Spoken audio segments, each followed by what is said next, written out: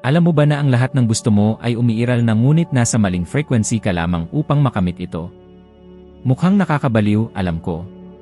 Pero sabihin mo sa akin, ilang beses mo nang nakita ang mga taong hindi kasing talino mo na kumikita ng mas maraming pera, nabubuhay ng mas malaya, mas masaya, habang nagtatanong ka sa sarili mo, ano ba ang mali sa akin? Ang katotohanan ay wala kang mali. Ang problema ay nasa frequency na kasalukuyan mong nilalabasan. At ito ay nakakaapekto sa lahat ng bagay sa iyong buhay, ang iyong pera, iyong mga relasyon, iyong kalusugan, at maging ang iyong pagpapahalaga sa sarili. Ngunit ngayon sa 3 mabilis na hakbang lang, ipapakita ko sa iyo kung paano baguhin ang frequency na iyon, at kapag nangyari iyon lahat ay magbabago. Tingnan ng mabuti ang iyong mga kasalukuyang resulta. Huwag tumingin palayo. Obserbahan kung gaano karaming pera ang pumapasok, mga bill na dumarami, mga relasyon na unti-unting lumalamig, ang enerhiya na nararamdaman mo paggising mo, kung nararamdaman mo man. Ngayon ay sagutin mo ng tapat, ito ba ang lahat ng nararapat sa iyo? Kasi kung malinaw na ang lahat. Ang totoo, kaya mo lang makahila ng mga bagay na kaayon ng frequency kung saan ka nabubuhay. At walang exception. Karamihan sa mga tao gusto nilang baguhin ang buhay nila, pero ayaw nilang tumigil sa pagtibok sa parehong paraan gaya ng dati.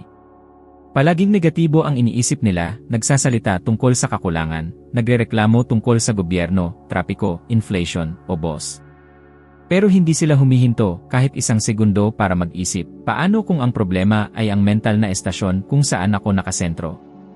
Naranasan mo na bang makinig sa estasyon ng radyo na hindi ka nakatune sa tamang frequency? Iyan ay puro static lang. At ano ang nangyayari kapag iniikot mo ang knob hanggang makita mo ang eksaktong frequency? Malinaw ang tugtog, walang sagabal. Ganoon din ang buhay.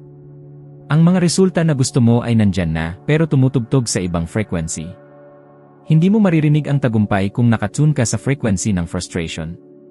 Noong kumikita ako ng humigit kumulang $40,000 kada taon at may utang na humigit kumulang $60,000, nabubuhay ako sa takot. Palagi akong iniisip ang mga utang. Ipinag-iwas ko ang mga tawag, ayaw lumabas ng bahay, nahihiya ako. At ang pinakakawili-wili, kahit na nasa ganoong kalagayan ako, hindi ko kailanman naisip na kaya kong baguhin ang aking mga resulta. Akala ko iyon ang aking kapalaran. Na ang aking realidad ay nakatali at hindi mababago. Ngunit hindi iyon totoo. At hindi rin sa'yo. Naitakda mo na ba ang sarili mo batay sa iyong mga resulta? Sinabi mo ba sa sarili mo, mahirap ako, palpak ako, walang tama sa akin? Hindi ka ganun. Pero nabubuhay ka na parang ikaw ay ganoon dahil iyon ang frequency na tinanggap mo bilang iyo. At sa bawat iniisip mo, sa bawat nararamdaman mo, pinalalakas mo ang frequency na iyon. Nang maunawaan ko na ang aking panlabas na mundo ay eksaktong refleksyon ng aking panloob na mundo, nagsimulang magbago ang mga bagay. May isang lalaki na nagpakita sa akin ito.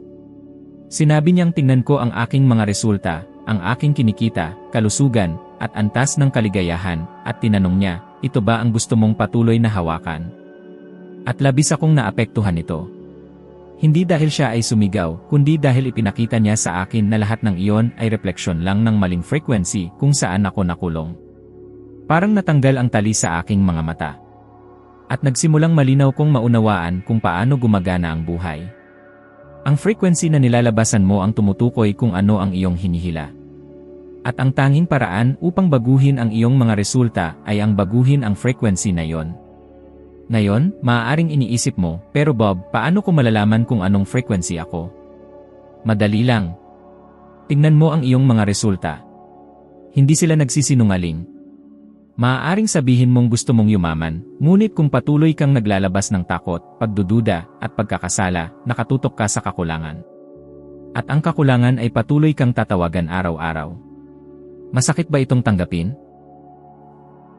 Ngunit malaya rin ito. Dahil kung ang mga resulta ay nagmumula sa frequency, at ang frequency ay nanggagaling sa iyong iniisip at nararamdaman, kaya mong baguhin ang lahat. At hindi mahalaga kung lumaki kang naririnig na marumi ang pera, hindi napupunta sa langit ang mayayaman, at mahirap ang buhay. Ang mga ideyang ito ay hindi mga batas, kundi mga paradigma lamang, mga mental na programa na maaaring palitan. May isang bagay na napansin ko minsan, mahigit sa 80% ng mga tao ang nagsasabing hindi sila kontento sa kanilang trabaho, at karamihan sa kanila ay hindi man lang sinusubukang magbago. Bakit? Kasi naniniwala silang hindi nila kaya. Kasi tinuruan silang mag-isip ng maliit, tanggapin kung ano ang dumating, at magpasalamat sa kaunti. At kapag nabubuhay ka sa estado na yon, pati mga oportunidad na dumating ay hindi mo napapansin. Hindi mo sila nakikita dahil nasa maling dalas ka. Naranasan ko ito ng personal. Nagsimulang makita ang mga oportunidad ng binago ko ang nangyayari sa loob ko. Bago yon, maaari akong matapilok sa isang bowl ng ginto at magreklamo pa rin tungkol sa sakit sa aking hinlalaki sa paa. Nagbabago ang lahat kapag nagbabago ka. At nagsisimula ito sa tapat na pagkilala kung nasaan ka. Kaya tinatanong kita, ano ang iyong dalas ngayon? Takot ba ito o tiwala? Kakulangan ba o kasaganaan?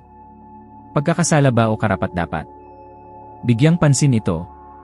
Dahil kung magpapatuloy kang magpanggap na hindi mo alam kung nasaan ka, mananatili kang naligaw. At hindi naghihintay ang buhay sa mga hindi kumikilos. Lahat ng iyong ninanais ay umiiral na. Umiiral ito bilang posibilidad, naghihintay na ikaw ay umayon sa tamang dalas.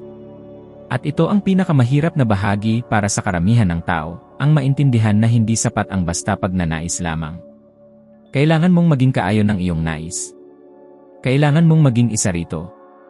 Para itong istasyon ng radyo, kung ikaw ay nasa isang numero na mas mababa, makaririnig ka ng ingay.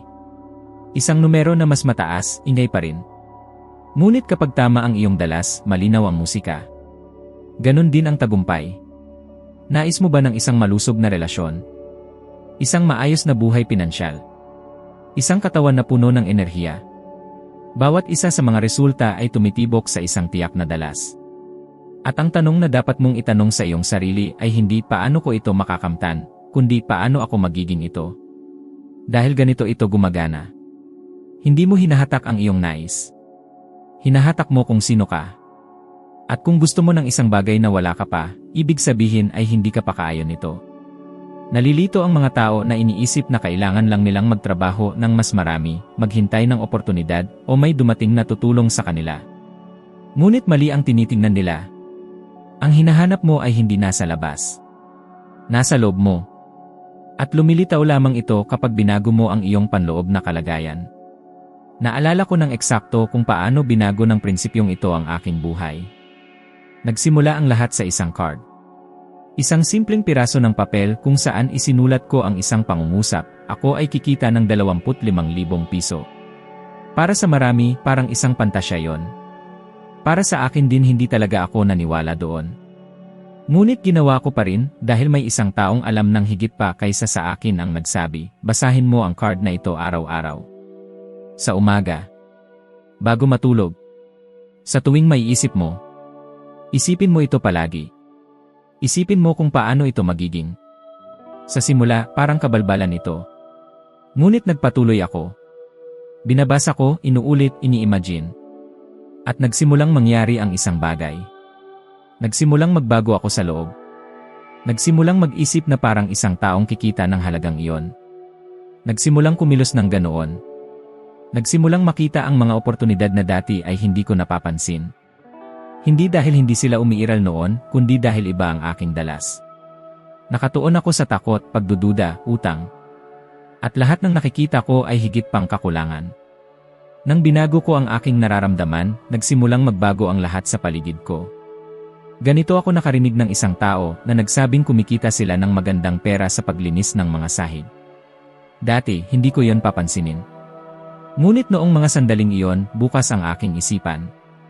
Tanggap. Naisip ko, bakit hindi subukan? At sinubukan ko. Humiram ako ng 25,000 piso, kahit hindi ko alam kung paano ito babayaran, at binili ang mga kagamitan. Nagsimula ako sa paglilinis ng isang opisina. Sunod ay isa pa. At isa pa. Nang mapagtanto ko, pinamamahalaan ko na ang mga kontrata sa maraming lungsod at kumikita ng higit sa 1,000,000 piso bawat taon. Nagsimula ang lahat sa isang card.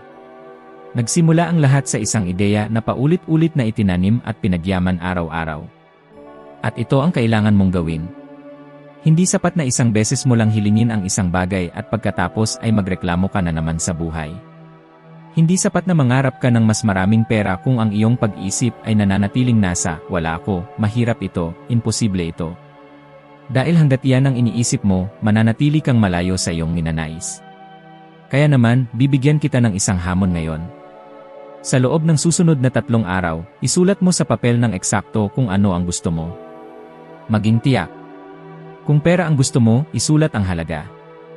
Kung kalusugan, ilarawan kung paano mo gustong maramdaman. Kung kalayaan, detalyado mong ilarawan kung ano ang ibig sabihin nito sa iyo. At pagkatapos, araw-araw, pagising mo at bago matulog, basahin ng malakas ang papel na iyon. Isipin na ito ay totoo na. Damhin na para bang buhay mo na iyon.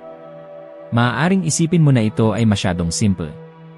Ngunit dahil nga ito ay simple, ito ang dahilan kung bakit ito gumagana. Hindi marunong mag-iba ng totoong nangyari at iniisip lang ang iyong subconscious mind. Kapag paulit-ulit mong sinabi ng may sapat na emosyon, tinatanggap niya ito bilang katotohanan. At kapag tinanggap na niya, nagsisimula siyang baguhin ang kanyang realidad upang umayon sa bagong panloob na imahe. Hindi ito bagong ideya. Sabi ni Nikola Tesla, kung nais mong maunawaan ang universo, isipin ito sa mga termino ng enerhiya, dalas, at pag-vibrate. Lahat ay nagva-vibrate. Lahat ay gumagalaw. Kasama ka rin. Ang problema ay karamihan sa mga tao ay nagva-vibrate ng otomatiko, na kondisyon ng takot, guilt, at mga alaala ng nakaraan. At gusto nilang baguhin ang mga resulta nang hindi binabago ang dalas. Hindi ganun ang sistema. Kailangan mong makita ang iyong sarili bilang isang karapat-dapat, may kakayahan, at nararapat. Kailangan mong kumilos na para bang hawak mo na ang gusto mo. Sa simula, maaaring magmukhang peke ito. Normal lang iyon. Lahat ng pagbabago ay nagsisimula sa hindi komportable. Pero kung magpapatuloy ka, kahit na walang agad na resulta, mapapansin mo na nagsisimula ng gumalaw ang mga maliliit na bagay.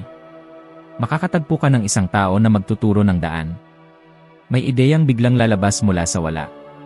May imbitasyon na darating. Ang isang yaman na tila imposible ay biglang lalitaw. Wala sa mga ito ay pagkakataon lamang. Ito ay dalas. Kapag nakatun ka sa gusto mo, nagsisimulang tumugon ang universo. At huwag mong isipin na ito ay mura o konyong mistisismo. Ipinakita na ng quantum physics na ang tagamasid ay nakakaapekto sa resulta. Na ang intensyon ay humuhubog sa materya. At nagsisimula ang intensyon sa isang pag-iisip na paulit-ulit na pinapalakas hanggang maging bahagi ng iyong pagkatao. Kaya huminto ka ngayon at tanungin ang sarili, ano ang dalas ng aking hangarin? Ako ba ay nagva-vibrate kasama nito o lumalaban ako rito gamit ang takot at pagdududa? Dahil ang katotohanan ay, hindi mo kailangang habulin ang gusto mo. Kailangan mo lang maging katugma. At pagkatapos lalapit ito sa iyo. Walang pagsusumikap. Walang laban. Parang gintong lumulutang sa hangin. At kapag nangyari ito, maintindihan mo na ang buhay ay hindi kailanman tungkol sa paghabol. Palagi itong tungkol sa pag-tune-in. Natanong mo na ba ang sarili mo kung bakit paulit-ulit mong ginagawa ang parehong mga gawi kahit na alam mong hindi ka nito dinadala kahit saan? Nasabi mo na ba, alam ko ang dapat kong gawin pero hindi ko magawa? Nangyayari ito sa mas maraming tao kaysa sa inaakala mo. Ang dahilan ay nasa isang bagay na halos walang nakakakilala pero halos kontrolado ang lahat, ang paradigma. Ang paradigma ay isang koleksyon ng mga paniniwala, gawi, at matitibay na ideya na naninirahan sa iyong subconscious. Pinapatakbo nito ang iyong buhay, mga pagpili, mga desisyon, kahit na iniisip mo na ikaw ang may kontrol. At ang pinakamasakit dito ay karamihan sa mga tao ay hindi alam na sila ay kinokontrol. Akala nila pumipili sila, pero sa katotohanan inuulit lang nila ang isang pattern na naprogram noong sila ay bata pa, ng pamilya, paaralan, at lipunan. Ganito rin ang nangyari sa akin. Nang ako ay mas bata, hindi ko alam kung ano ang paradigma. Kaya ang buhay ko ay sunod-sunod ng mga otomatikong desisyon, halos laging masama. Palipat-lipat ako ng trabaho, walang direksyon, walang ambisyon, namumuhay na parang ako ay nakakulong sa isang parusang hindi ko maintindihan. Hanggang isang araw, may isang lalaki na nagpakita sa akin ng isang papel. Nagsulat siya ng letrang A at sinabi, ang A na ito ay kumakatawan sa iyong mga resulta. Pagkatapos ay isinulat niya sa tabi, kaligayahan, kalusugan, at kayamanan. Tinanong niya ako, mayroon ka ba nito? Ang sagot ay wala. Wala akong alinman sa tatlo. Tiningnan niya ako at sinabi, kung hindi mo babaguhin ang nasa loob, wala nang magbabago sa labas. Tila kidlat ang dating sa akin. Sa unang pagkakataon, napagtanto ko na hindi ang aking mga resulta ang problema. Ito ay sintomas lamang. Ang totoong problema ay ang programa na tumatakbo sa loob ko. Ang paradigma. At hindi ko alam kung ano ito noon. Marahil nakakita ka na ng isang taong matalino, puno ng kaalaman, ngunit naghihirap ang buhay. O isang taong maraming diploma, pero laging may utang at palaging frustrated. Nangyayari ito dahil ang kaalaman ay hindi nagbabago ng resulta. Ang kaalaman ay nasa conscious mind. Ang nagpapabago ng resulta ay nasa subconscious. Ang tinanggap bilang totoo nang hindi kino-question. At kung hindi ito mababago, kahit ilang dekada pa ang pag-aaral, pareho pa rin ang kilos. Isipin mo, ilang beses ka nang nagdesisyon na magdieta, pero sa ikatlong araw, kinakain mo pa rin ang mga nilinisan mong iwasan. Ilang beses kang nangakong mag-ipon, pero makalipas ang isang linggo, may utang ka na ulit. Alam mo ang dapat gawin, pero hindi mo ginawa. Ito ang paradigma na hinihila ka pabalik sa pamilyar. Sa comfortable. Kahit pa ang komportableng iyon ay di matiis. At tingnan mo, hindi ito kakulangan sa lakas ng loob. Hindi ito katamaran. Ito ay isang programa. Sinusubukan mong mamuhay ng bagong buhay gamit ang lumang software. At ang iyong subconscious ay mas malakas kaysa sa iyong conscious mind. Ito ay nagpapatupad ng mga naka-install na programa nang hindi nagtatanong. Kaya mahirap baguhin ang mga nakasanayan. Dahil sinusubukan mong lumangoy laban sa isang malakas na agos na nabuo sa buong buhay mo. Ngayon, kung iniisip mo na wala na bang paraan, sasabihin ko sa iyo, meron. Ngunit ang unang hakbang ay maging mulat dito. Tigilan ang pakikipaglaban sa mga sintomas at puntahan ang ugat ng problema. Kailangan mong i-reprogram ang iyong subconscious. At nangangailangan ito ng paulit-ulit, emosyon, at focus. Sinimulan ko ang pagbabagong ito sa isang simpleng gawain, araw-araw kong inuulit ang larawan ng taong gusto kong maging. Kahit hindi ako naniniwala, kahit iniisip ko na ito ay walang kwenta. Unti-unti, ang larawang iyon ay pumasok sa aking subconscious. Pinalitan nito ang mga lumang paniniwala. At sa pagdaan ng panahon, nagsimulang magbago ang mga gawi. At bilang resulta, nagbago rin ang mga kinalabasan. Ngunit hindi ito nangyari ng kusa. Ang paradigma ay tumutol. Lagi itong tumututol. Susubukan itong kumbinsihin ka na wala itong saysay, huli na ang lahat, ito ay para lamang sa mga nagkakamali. Gagamitin ito ang iyong lohika, alaala, at mga nakaraang karanasan upang panatilihin kang nasa parehong lugar. Dito mo kailangang maging mas malakas. Dito mo kailangang magpursige. Dahil kung hindi mo babaguhin ang programang ito, ulitin mo lang ang parehong mga araw hanggang sa katapusan ng iyong buhay. Karamihan sa mga tao ay hindi namumuhay, inuulit lang nila ang kanilang mga ginagawa. At iniisip nila na normal iyon. Iniisip nila na ganoon talaga ang buhay. Ngunit hindi ganoon. Hindi ka dumating dito para mabuhay lang. Dumating ka upang lumago. Upang lumikha. Upang magpalawak. At makakamit mo lamang iyon kapag talagang nagpasya kang baguhin ang paradigma na nagkukulong sa iyo. Kaya ang tanong ay, handa ka na ba? Handang harapin ang pansamantalang kakulangan sa ginhawa ng isang malalim na pagbabago upang sa wakas ay mabuhay ang buhay na ninanais mo? O mananatili ka ba sa isang siklo ng pag-uulit na hindi kailanman magdadala sa iyo sa nais mong puntahan? Ikaw lamang ang makakapagdesisyon. Ngunit alamin mo, ang pumipigil sa iyo ay hindi kakulangan ng kakayahan, talino, o swerte. Ito ay ang paradigma. At ang magandang balita ay maaari itong isulat muli. Hanggat handa kang magsulat ng bagong kwento, bagong dalas, bagong pagkakakilanlan. Hindi ka ang katawan na nakikita mo sa salamin.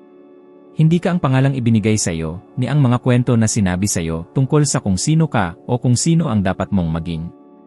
Ikaw ay enerhiya. Isang vibrational field na patuloy na gumagalaw. At ang enerhiyang iyon ay may anyo, kapangyarihan, at direksyon. Ang problema ay ang karamihan ng mga tao ay nabubuhay ng tuluyang hiwalay sa katotohanan ito. Naniniwala sila na sila ay puro materya lamang, laman, buto, numero ng pagkakakilanlan. Kaya nabubuhay sila ng limitado, nadidismaya, nakakulong sa isang maliit na bersyon ng kanilang sarili. Napatunayan na ng agham na tayo ay binubuo ng mga atomo. At ang mga atomong iyon ay hindi matatag. Ito ay mga bakanting espasyo na puno ng mga vibrating particle.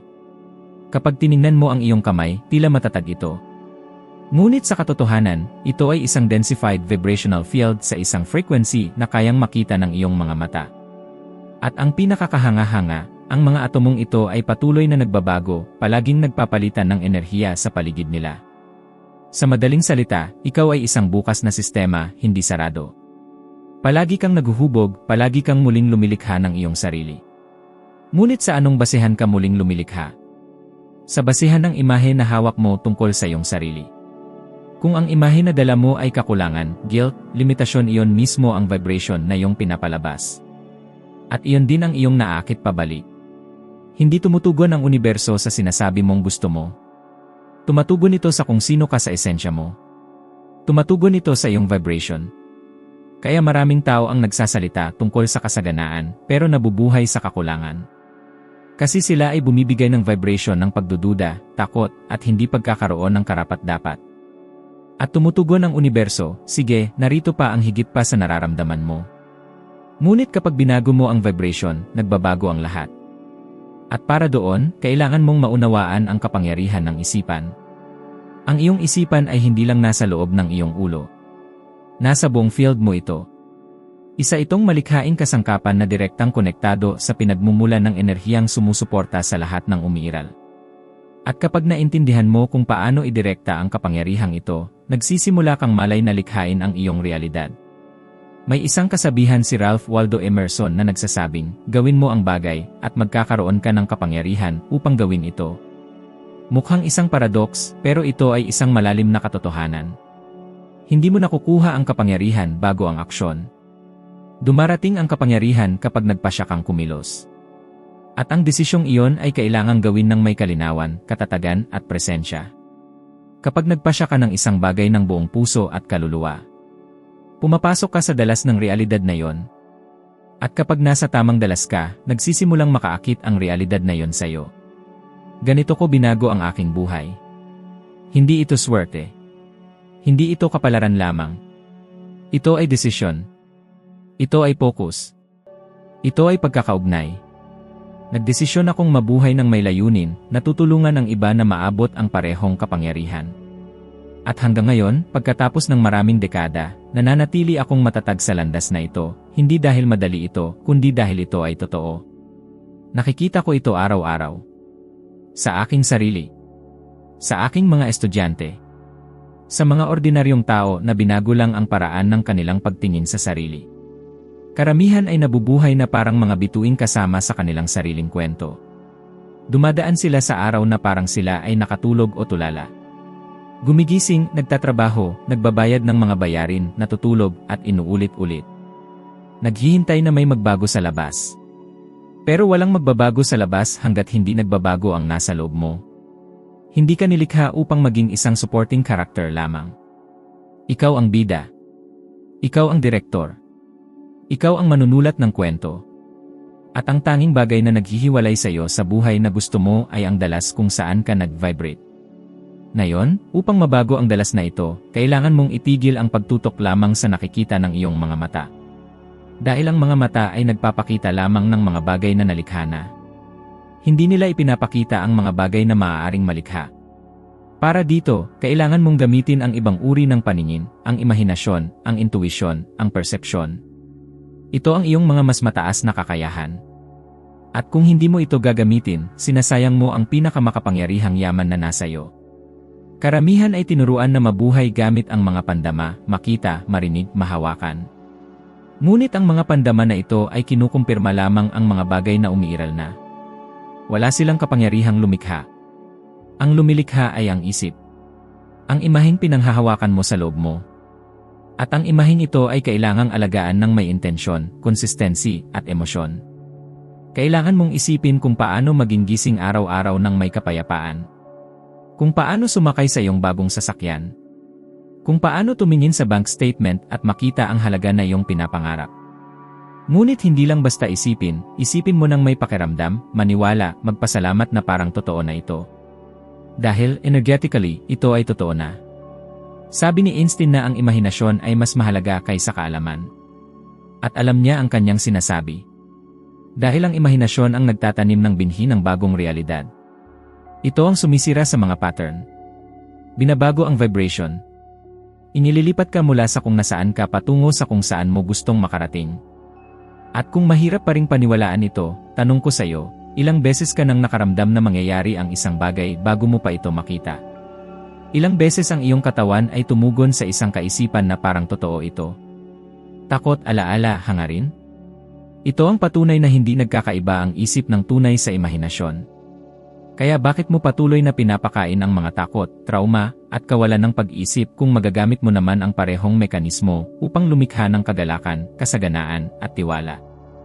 Hindi mo kailangang maghintay na magbago ang lahat. Maaari kang magbago ngayon. Hindi kapag nakuha mo ang trabaho. Hindi kapag nabayaran mo na ang lahat ng utang. Hindi kapag may pumayag sa'yo. Ngayon. Dito. Sa paraan na ikaw ay narito. Dahil ganito nagsisimula ang siklo, ang panloob na pagbabago ay lumilikha ng ibang vibration na humihila ng mga bagong pangyayari na nagpapatibay sa bagong pagkakakilanlan. At inuulit ang siklo. Pero ngayon ay pabor sa'yo. May kapangyarihan kang gawin ito. Lagi mo itong taglay. Hindi mo lang alam kung paano gamitin. Pero ngayon, alam mo na. Kaya itanong mo sa sarili mo, handa na ba akong makita ang sarili ko ng iba? Handa na ba akong itigil ang paghihintay ng permiso ng mundo upang maging sino ako talaga? Kung sasagutin ka ng universo, hindi ng mahika, ngunit ng dalas, ng pagkakahanay, ng katotohanan. Dahil lahat ng gusto mo, naghihintay na sa'yo. Kailangan mo lang magpasya na tumugma dito. Ang pinakamahalagang punto sa lahat ng narinig mo hanggang ngayon ay simple, ngunit makapangyarihan. Hindi mo hinahatak ang gusto mo, hinahatak mo ang kung sino ka. At kung sino ka ngayon ay direktang resulta ng dalas na iyong tinutugma. Kapag binago mo ang dalas na iyon, nagbabago ang lahat. Ang iyong mga resulta, iyong mga relasyon, iyong kita, iyong buhay. Hindi mahalaga kung ano ang estado ng mga bagay ngayon, ito ay refleksyon lamang ng iyong panloob na kalagayan hanggang ngayon. At mula ngayon, maaari mong piliing baguhin ang lahat. Ang pagpili ay nasa iyong mga kamay. At kung narito ka na, ibig sabihin ay nagsimula mo na ang prosesong ito. Ipagpatuloy mo. Ang susunod na video na lilitaw sa screen ay dadalhin ka pa ng mas malayo. Aakyat ka ng isa pang hakbang sa iyong ebolusyon ng karunungan. At ang pinakamaganda dito ay sapat na ang isang hakbang sa bawat pagkakataon. Isang pagsasaayos, isang desisyon, at magiging isa kang porsyento na mas mabuti kaysa sa ngayon. Salamat sa pagsama sa akin hanggang dito. Hintayin kita sa susunod na video.